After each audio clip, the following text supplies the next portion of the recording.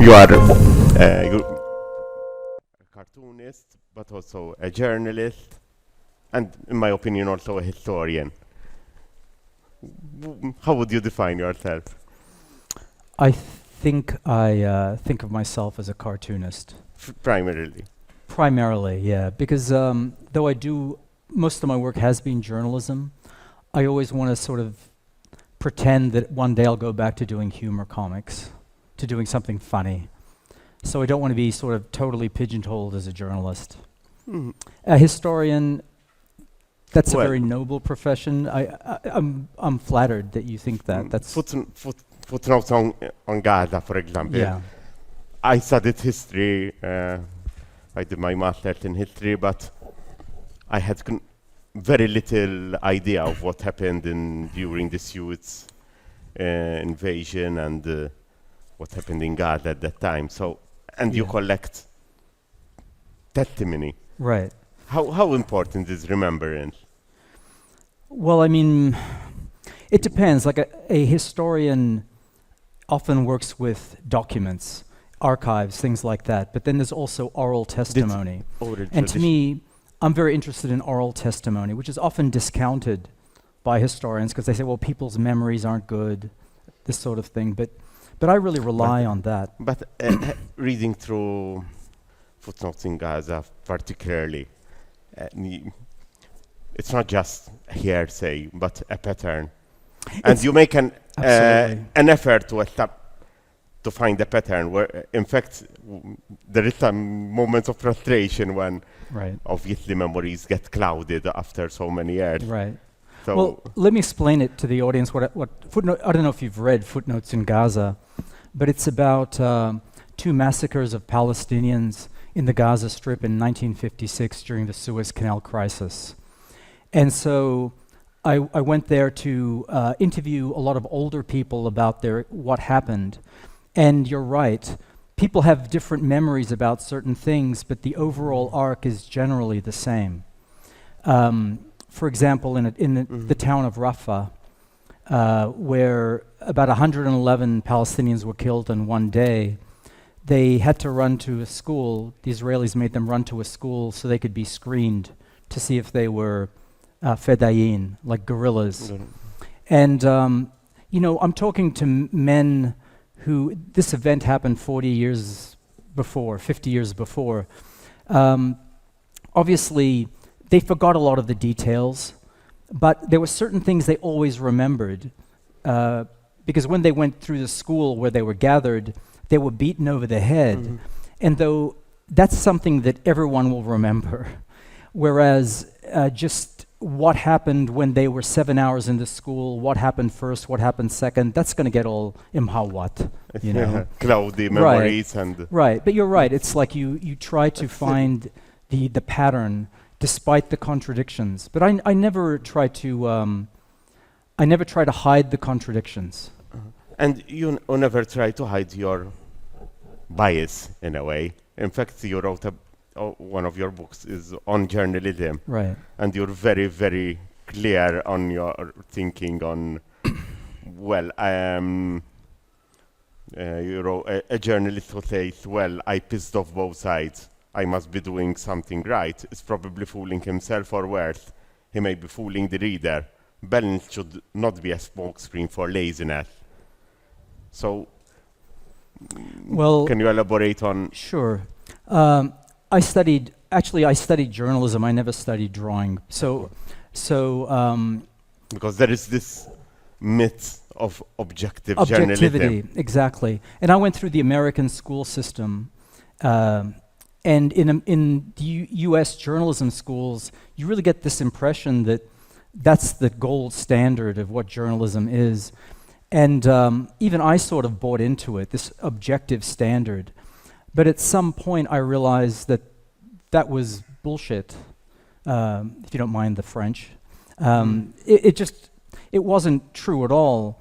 Because Even in choosing a story, you're making a judgment. no, that's exactly right. I mean, I'll choose stories based on Some people don't choose certain stories, others choose others, right. So But in that particular case, what sort of set me to really begin to think about the deficiencies of objective journalism was the fact that, I don't know how, some of you are old enough to remember Israel's invasion of Lebanon in the early 1980s and the massacres at Sabra and Shatila, those refugee camps.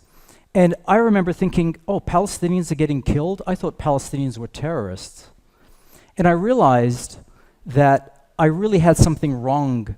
And the reason it was wrong is because I'd been reading American newspapers and watching American TV, and the only time the word Palestinian was mentioned was when the word terrorism was mentioned. it was the time of hijackings and It was. There were hijackings. And the thing which is, were brutal and terrible. absolutely, But- absolutely. They were terrorists. But the story always stopped there. It always stopped there. And what I realized is there were other things going on that were never reported.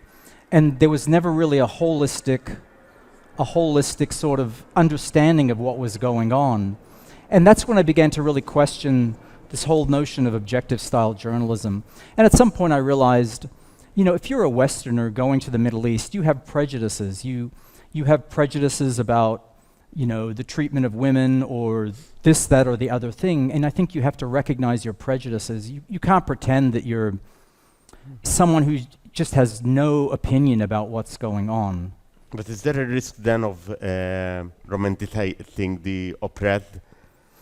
Well, you have to What be, I think you have to be careful of that, but I soon learned that those who are oppressed aren't necessarily angels themselves. And also there's nothing ennobling about being oppressed. It can really brutalize people, and then they may behave brutally. So yeah, you should not romanticize the victim. And giving voice also to the oppressor. Well, how do you feel about that? Well, my own feeling is the oppressors usually control They have enough. Mhm. They control the instruments of the media. They have very good propaganda. There are many people who serve them in propagandistic terms, and so you often get their point of view. Obviously, we're assisting nowadays to the brutality of the invasion of Ukraine. Obviously, there is also some reaction. You know, the West is very adamant against the Russian invasion, but it has neglected so many other things, like Palestine, like Kurdistan. How do you react to this kind of reactions? Well, like in the case of people ask me, actually I was just in Germany, and the question I got asked a lot was, will you be going to Ukraine? I was going to ask you that. The answer is no. I'm kind of done with that sort of thing in a way, but I think there's a lot of focus on Ukraine. There are a lot of journalists who are interested in Ukraine, and I think that's good. That's a good thing. I'm interested in things that aren't where the media sort of doesn't go. Excuse me if I'm wrong, but your most recent cartoon dealing with the situation was about Russia in the was it in the Guardian? It was in the New Yorker. In the New Yorker, right. Yes. About Russian who oppose the Putin regime, but who are facing a hostile climate because of their nationality, basically. Right. What's prompted you to take this glimpse? Okay. Well, let me explain this to people here. I have a cartoonist friend. She's Russian, and her name is Victoria Lamasco. And I'd met her years ago, and she was writing. She would go to the court cases of Pussy Riot and draw that. When there were protests against Putin, protests in Belarus, she was there covering the protests. So she's got that sort of a mindset. And I remember I met her in the United States once, and I said, "Aren't you worried what the authorities are going to say?" And she said, "Oh, they don't care about this sort of thing. It's just so under the radar." And then when the war broke out, about 3 days later, I was writing to some people I know in Russia, And I wrote to her and I said, how are you doing? And she was afraid. And she ended up escaping. But before she escaped, I said, do you, because she's worried about saying something because you can get in big trouble now. So I said, if you want to write something, I'll draw it for you, anonymously. She ended up getting out of the country, and I thought, okay, you can draw this yourself, but she still wanted to have this collaboration. Someone from Russia, someone from the West working on a collaboration. So it's about her experiences. I mean, she's against the Putin regime, but when she came to the West, she found all these doors closed. She couldn't open up a bank. Which is irrational in a way, because she's what? it is irrational to exclude the very voices which are opposing the Putin regime in Russia itself. It's rational? Irrational. Irrational. It seems it would be irrational, but it doesn't matter. The West had a very blanket viewpoint on Russia. And as you know, in the West, there's also been excluding, canceling Tchaikovsky concerts, canceling these sorts of things. And I don't think you should demonize an entire population. And don't get me wrong, I mean, I did a story once about Chechen refugees in southern Russia. And I mean, I'm quite aware of the cruelties of Putin and how any modern army, not just the Russian army, any modern army just behaves in certain ways that's pretty awful. One of your most fascinating works is like a tapestry of the battle of the Somme, right? First World War, right? And I got this from the triumphalism of the beginning. They were so convinced, the generals, that it will be a walkover. Then it degenerates into a slaughter. A slaughter. Right. This is a it's a book that folds out. It's about, I don't know, 9 meters or something like that when it folds out, and it's a single illustration. But I was sort of inspired by the Bayeux Tapestry, and so you can sort of read it from left to right, even though it's an illustration. And it's about the first day at the Battle of the Somme in 1916, when the British lost 20,000 killed, and 10,000 in the first hour killed. And that's I think I wanted to look at humanity from a more detached perspective, because most of my work is very personal, where I meet people and I tell their stories. In this case, I've begun to wonder a bit about human psychology and masses of people and how they behave. One of the thoughts while reading through some of your works, and not just your works, following the news, reading, how important this remembrance, how palliative is it for the people who suffered injustice, and the risk that today's grievances become a justification for future oppression. It's true, but then I spent time in Bosnia, and I think memory really comes. Your question, I think, it can. My answer, when I think of memory and historical memory, I think of how Tito was the leader in Yugoslavia, how he behaved, and he had a policy called brotherhood and unity, and his idea was they would not talk about what happened in World War II, because in World War II there was the Serb nationalists called the Chetniks. That's right. And then there was the Ustasha, the Croatians, who were, even the Nazis were disgusted by what they would do. They were the Catholic. They were the Catholic, sort of a Catholic. The Ustasha was Catholic. And then there were the Muslims, and there were some Muslims in the SS. I mean, it was very mixed up, and there were a lot of massacres between the ethnic groups. And Tito's idea was, let's just bury this. But the problem with burying history is that then people don't know their history. But then when it was resurrected, you had, I remember Milosevic, even they used to take the bones of the Tsar Lazar, who had fought the battle against the Ottoman Turks. Yeah, there's a bottle in... Maybe my opinion is that not remembering and not commemorating and remembering correctly leaves a lot of space for these demagogues That's who right. It leaves- resurrect the past, but a manufactured path, not a real path. That's exactly right. That's what Milosevic did. He started, I mean, you can, if people don't know their history, a history can be manufactured for them. That's how it works.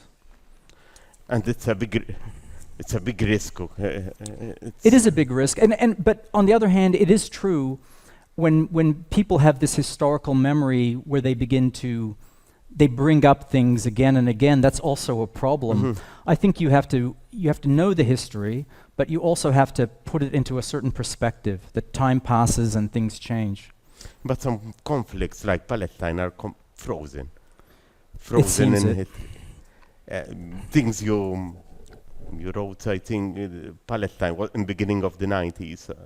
Yeah, that's when I was there. And I know, well, I mean, clearly there seems to be no political horizon there.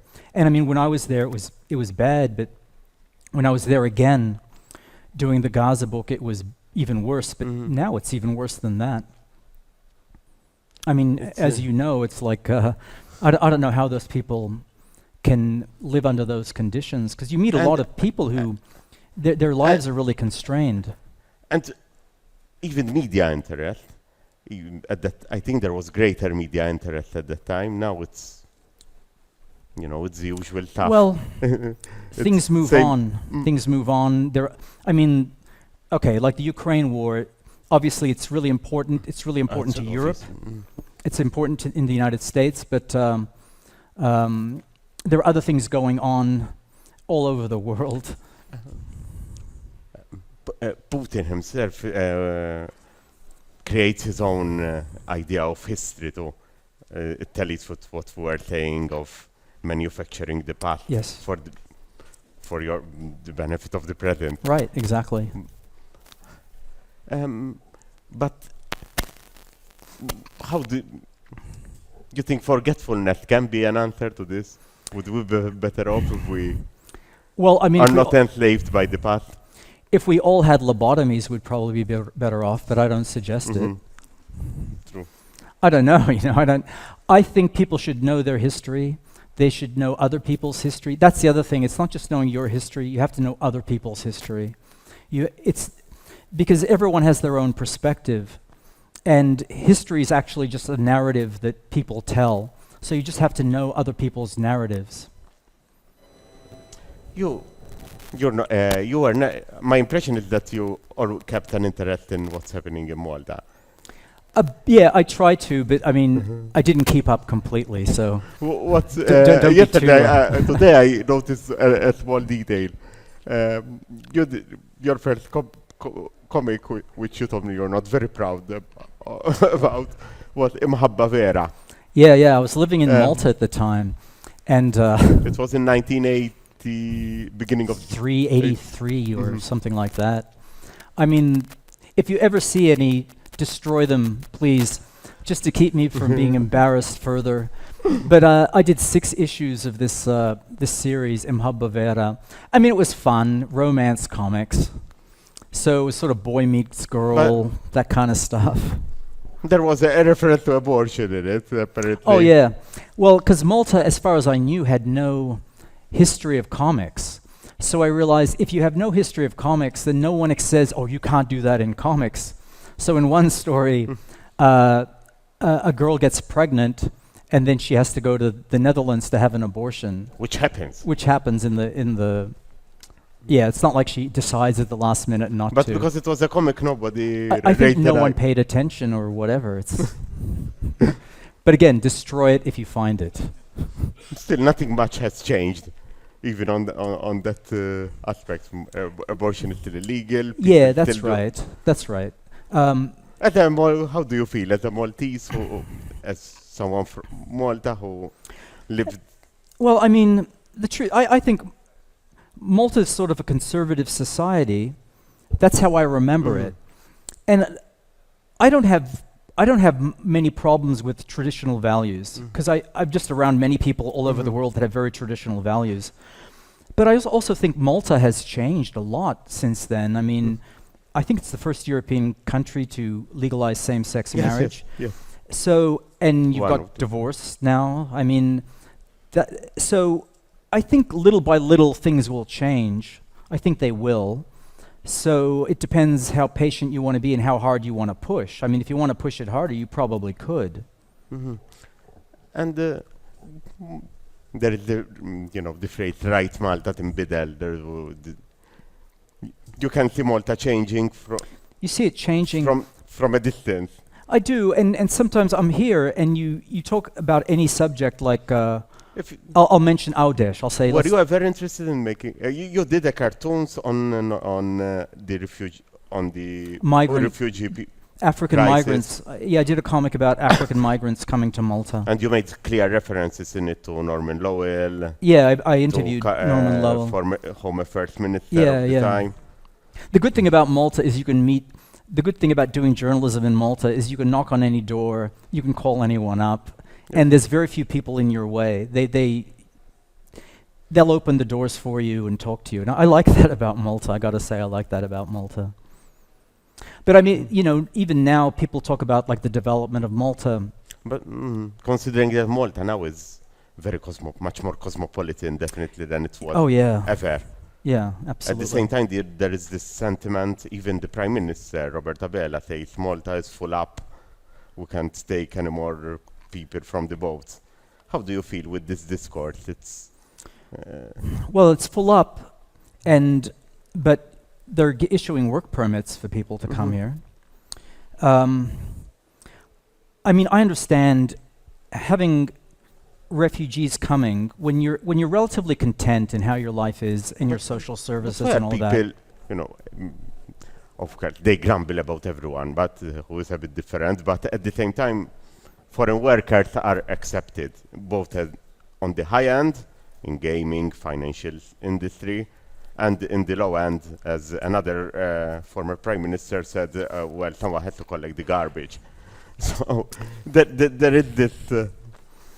Yeah, well, I mean, I think you have workers here who are migrants who don't live with many rights, and I mean, it's very convenient for those big employers to have workers who don't have rights. They don't even have rights with the government.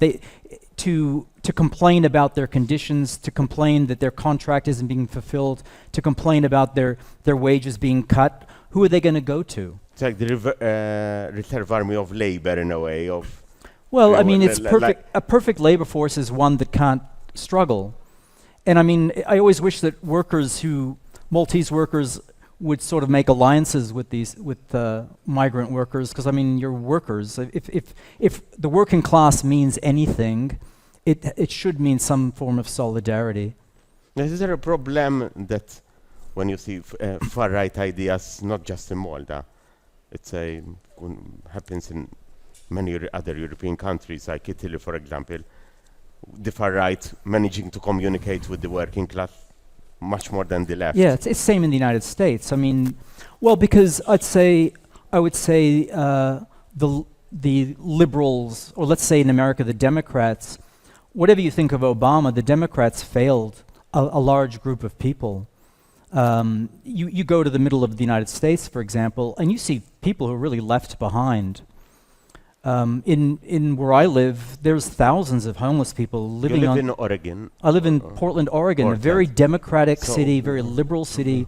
There are thousands of homeless people on the street. I mean, in tents. I mean, literally no roof on their head. So it's like there are parts of America that has really been left behind. If you go to the West Coast and the East Coast, I mean, me and my friends, we live in a bubble of people who make a little more money, feel quite content with the way things are going, but a lot of people aren't content. So either the left captures those people or the right captures those people, and the right's just doing a better job. But we live in a even sound bites. Right. We live in the age of politics by sound bite. Right. And unfortunately, left-wing concepts tend to be very complicated to explain, while you know, the right hits raw emotion. It is. You're right. I think Okay. you're right. It's easier, unfortunately, to express hatred. Well, or fear is fear. probably one of the primary human Fear of the unknown, fear yeah, of the other, fear. Absolutely. And people can be very easily divided. Very easily divided. I'm working on a book now about India, and it's about Muslims and Hindus and the tension between them. I've been following Modi. Modi. Yeah. His I mean, rise from Gujarat, yeah. adopting a neoliberal economics combined with Hindu nationalism. Right. Now, Modi was before he became prime minister, he was chief minister of Gujarat. And what happened there was a violence between Hindus and Muslims. And he basically waited about 4 or 5 days before he suppressed it. Because there's a political reason to do that, because it keeps people, you can define your political standpoint that way.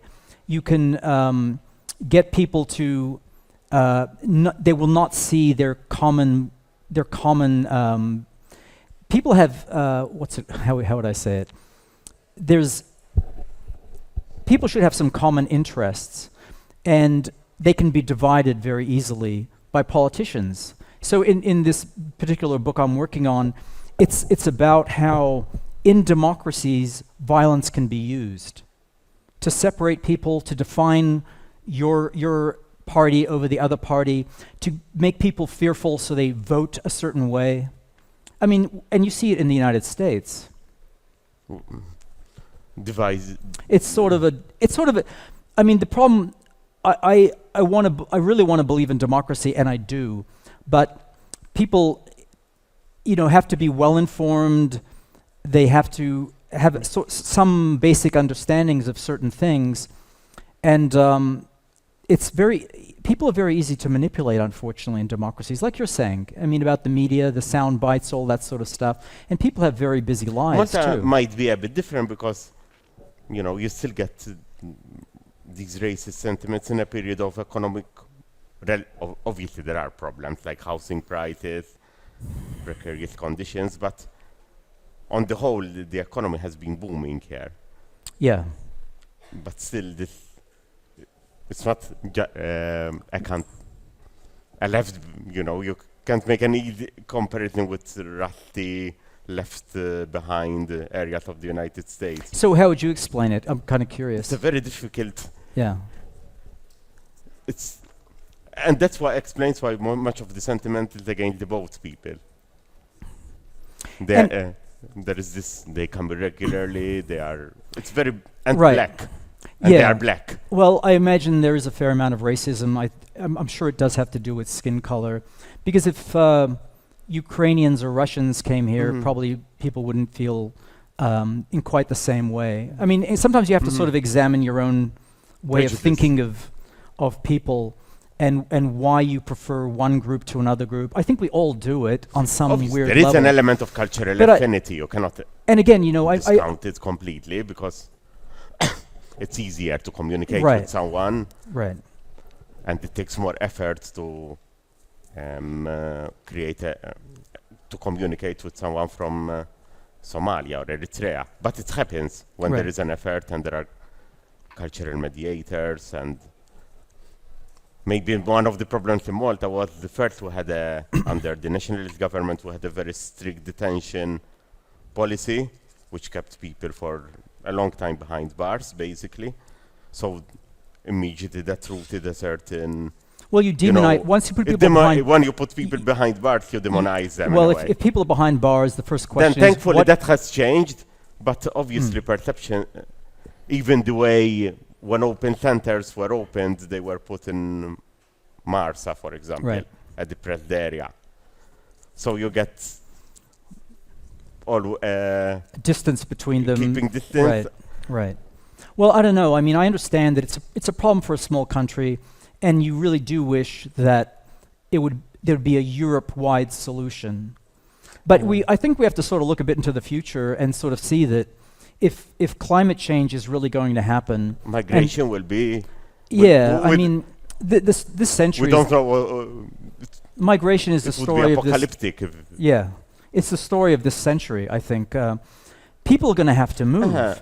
If crops are failing in certain areas, whole belts of the planet. I've read Paying the Land. You give a, and it made me think a lot. You know, it's very obviously climate change is a big problem. The oil industry is exploitative, but at the same time, you give through your book, there were voices of people in the Dene community who, you know, they welcome the oil industry as a hope for a better life. Right. Well, let me explain the book. I don't know if you know this book, Paying the Land, but it's my last book, and it's about Indigenous people in the Northwest Territories of Canada, far up. It's freezing up there. It's just below the Arctic Circle. It must have been an experience on a personal level, I think. Oh yeah, I mean, I'm not used to that kind of cold. It's cold important. You know, Malti. So I just can't toss about them mech. But anyway, I initially went up to see how Indigenous people are relating to resource extraction, because there's a lot of natural gas and oil there. And my misconception before I went, and I had a misconception because I read a lot of environmentalist literature, and environmentalists wanted to highlight the fact that Indigenous people... there is this romantic idea of... Indigenous people are against... in community with nature, you know. I mean, and there's truth to the romance. I mean, don't... But the thing is, I thought Indigenous people would be against resource extraction. Then you get up there and you realize it's not that simple. What happened, but you begin to understand why. People used to live in small family groups, following like the way the fish would run down rivers, following the caribou, meeting certain places at certain times. The seasons really mattered. They lived a life and we're talking about people my age, when they were 5 or 10 years old, they were still living in the bush. So it was relatively recent. So the thing is, it's like when the government of Canada, it's a very complicated thing, but through the school system, basically forced Indigenous people into communities. Institutional kidnapping. Yes, there was a long period of residential schools where the idea in Canada, I mean, this is gentle Canada, the idea was to break the culture of Indigenous people, because you have to break the culture, because Indigenous people are so connected to the land. All their spirituality is based on the land.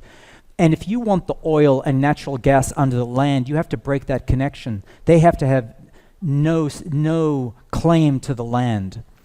So the way that the Canadian government did it was to, they would land planes, pick kids up, or take them from their communities, and then fly them to different schools around Canada, these residential schools. And sometimes I talked to people who, when they were 5 or 6 years old, they were taken from their parents. And sometimes siblings, a brother and sister or brothers, were split up different directions. The parents didn't even know where they were going. And there they were beaten if they spoke their own languages. And they were regimented, they were Christianized, the whole thing.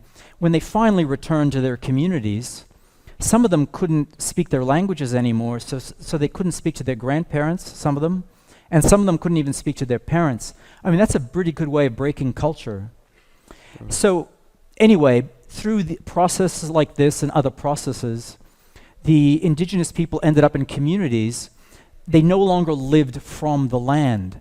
So how can they make money? Because now they're paying mortgages. They no longer live in a tent.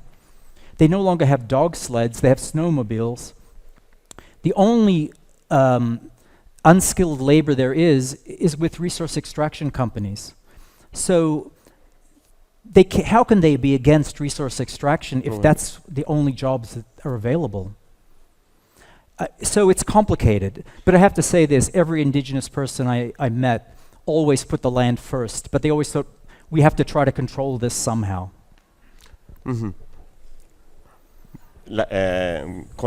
Control can be also having a greater share from the profits of the extraction. That's true. That's but still true. that will fuck the climate still.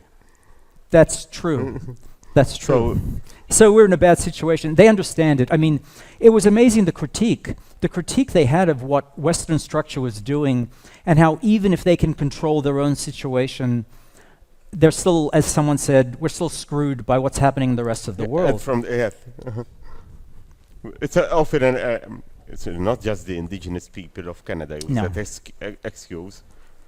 If you, I'm just curious, if you were to make a cartoon about Malta, what aspect would you? Well, first of all, I don't know if I Focus know on- enough about Malta to make it. Now, I would suggest if there's a cartoonist out there, you know Malta better than I do. So I don't want to presume that I know. I mean, make some suggestions. Well, interesting stories of resistance. On Of the resistance. resistance against overdevelopment, for example. Yeah, that's true. The graffiti people could make Yeah. a good.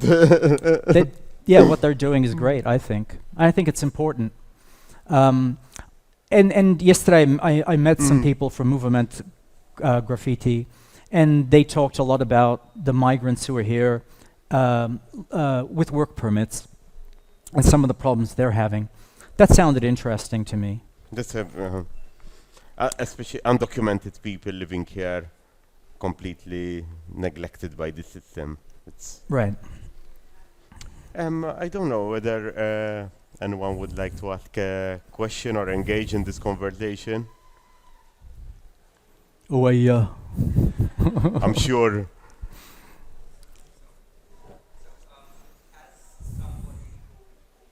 And draws my own sorry.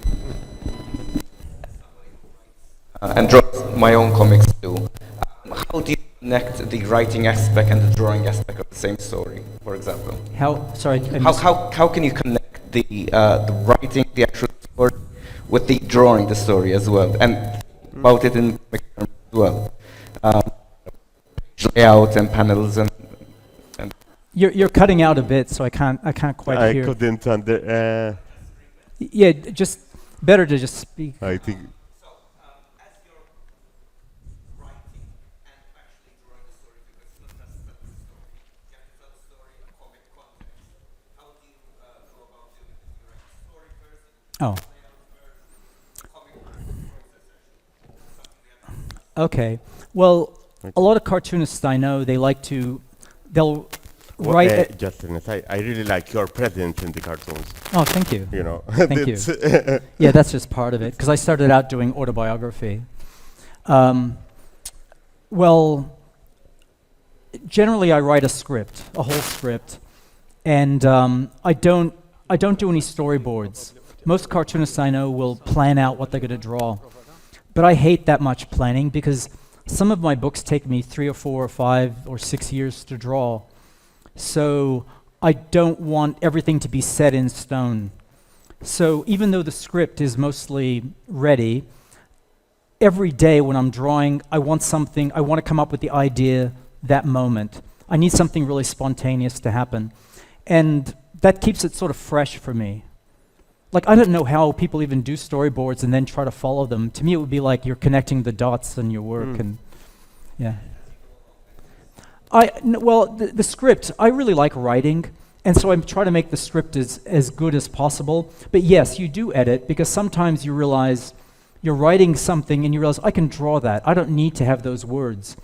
And I mean, the trick is to get rid of as many words as possible. And because of the journalistic comics, try to get a lot of information with the drawings themselves. You know, to me, the drawings are actually part of the journalism. Yeah. Yeah. Right. Thank you. Sometimes I try to simplify my style, but my hand it just comes out of my hand anyway. I can't fight the hand. Anyone? Okay. Your work is always affected by, even since the early days. That's related to Anglo and Japanese. Okay. The question is, my work is in black and white, even from the early days. Does that relate to manga? When I started doing comics,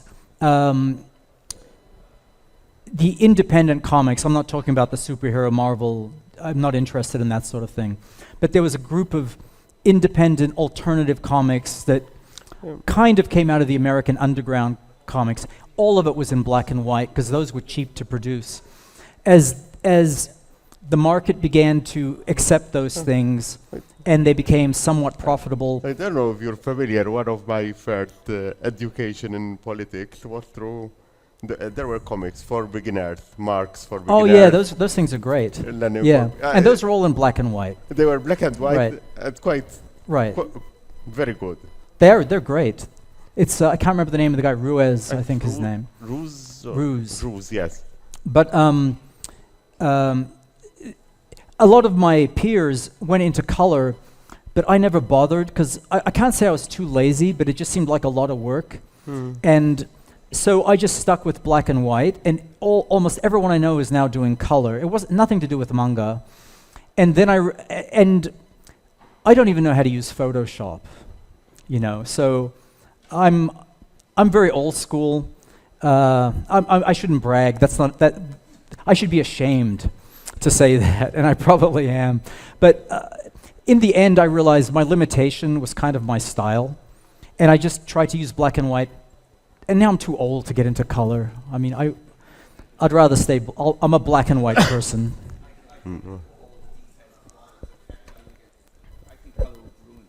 Yeah, well, I think there wouldn't be any need for all the hatching. And I need the hatching. I don't know if you're familiar with my work, but I do a lot of hatch work. But I need that because that's meditation. And at some point when I'm working, I need these lines to sort of, to be different from the other stuff that's quite intense. And one. Hi, over here. Okay. Thanks, Joe, for the talk and for your comics and your stories. I have a question about your presence in your comics. Journalists usually tell other people's stories, right? And this becomes a bit tricky when you're telling the stories of minorities, right? Because there are ethical considerations to take account. I was wondering how you deal with that. When I read Palestine a couple of years ago, I thought that you kind of mediate your Western presence by poking fun at yourself a little bit. By Poking fun at yourself Okay. a little bit, sort of having these moments where you picture yourself in a disparaging light, where your reader is not so sympathetic with your character. For instance, like when you're being taken into another Palestinian home and you sort of grumble that it's another cup of tea, another sort of situation with the same stories being retold. I felt that that was a very important aspect of your work because you're kind of highlighting your presence as alien and as privileged. Do you have any comments about that? Well, you're present in the. Pardon me? You're present in the. Yeah. To make your Yeah. observations. to Right. make- I draw myself that in some ways it's accidental because I started out, before I did journalism, I did autobiographical comics. That was a big movement in the United States to draw, There is an element of irony too in it. pardon me? You have a sense of irony. Yeah, Irony. yeah, definitely. But I would write stories about breaking up with a girlfriend. And so when I ended up doing the journalism comics, I didn't think of them initially as journalistic. I thought of them more like travelogue, my experiences. So the autobiographical element remained, so I kept drawing myself. Then I realized, because we had this conversation about objectivity, it was kind of good to show myself, because then that makes it clear to the reader that this is through one journalist's eyes. I'm not like a fly on the wall. The panel is not like a camera looking outside. I'm a presence. But the good thing about having yourself in the story is that you can highlight a lot of aspects of other cultures that you normally couldn't do, like you're mentioning, like going and having tea and all that sort of thing. And you're right, it's sort of poking fun of not knowing you're the other. You are the other. you say the minority. Actually, I'm the minority in these cases, and I'm aware that I don't know often what's going on. I don't really understand it. But there are so many stories, it's almost necessary to be a character in the stories because, for example, when I was in Bosnia, I was in a town on eastern Bosnia called Gorazda. What was I impressed also, there is longing for the joy of life. Yeah, there's absolute longing for the joy of life, and people were really happy to see me because this town had been under siege for 3.5 years. And people still want to dance. And Yeah, and they were all the only foreigners they'd ever seen were peacekeepers who were sort of hostile to the population on some level. They didn't really have any direct connection. So when journalists were finally allowed to come in, it was kind of an excuse for a party. And they were finally getting sugar. I mean, they hadn't had sugar for years, so they could make cakes. And it was like, come in, try my cake, you know. And those are stories worth telling. But then there is the other aspect, neighbors being attacked literally by your neighbors. Well, I mean, the story of Gorazda was really sad because Serbs and Muslims lived together in this town, and when the war began, suddenly people who knew each other well had to decide what they were going to do. Are you going to be on the side of your ethnic group, or are you going to stay as a minority? And mostly what people do is they decide to go with whatever group they belong to. And that's what happened there, and neighbors burned down each other's homes. I mean, it's quite sad. Apart from politics ideology, how can you just picture the idea of destroying your neighbor's house? It's hard, isn't razing it? it to the ground. It's, But it happens. It happens in so many historical. It keeps happening.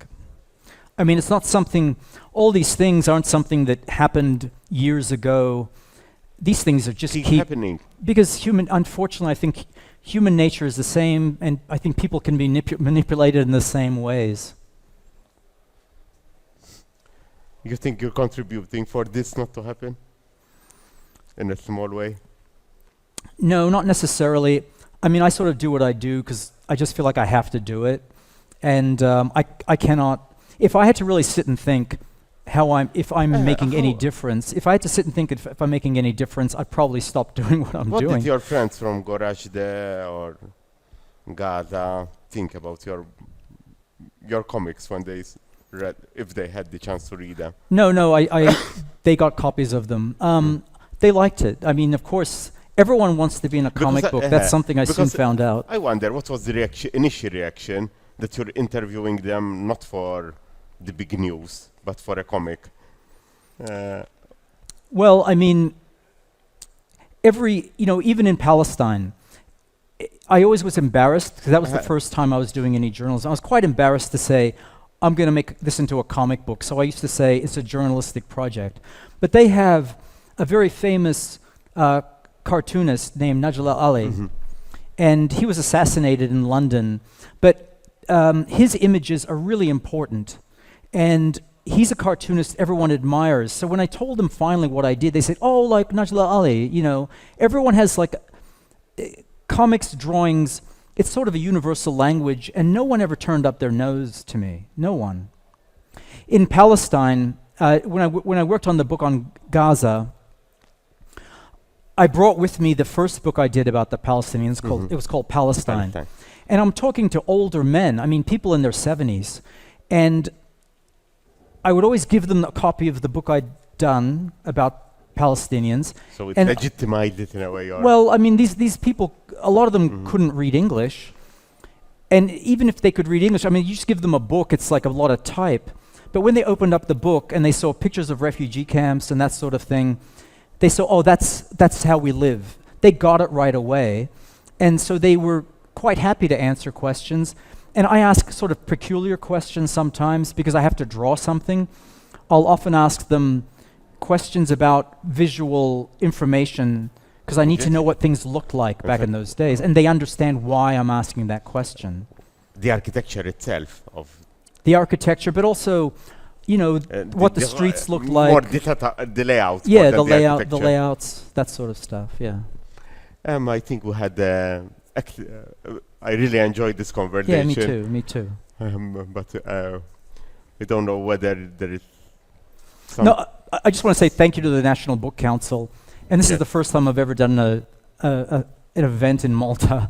And you've been a lovely audience, and thank you so much. I'm happy to have done this. So thank the Grazie.